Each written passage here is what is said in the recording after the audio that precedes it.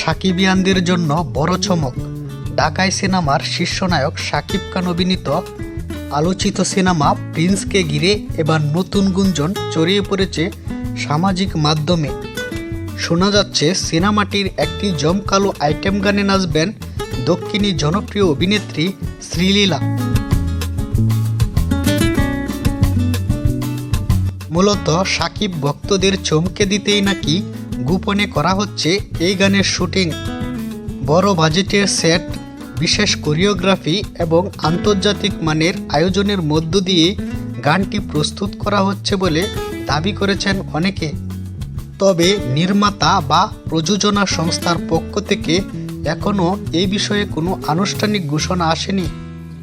মূলত প্রিন্স সিনেমাকে ভিন্ন মাত্রায় নিয়ে যেতে রাখা হয়েছে এমন চমক। আবার এটা অনেকেই বলছে গুজব, অফিসিয়াল ঘোষণা না আসা পর্যন্ত এটা নিশ্চিত হওয়া যাবে না।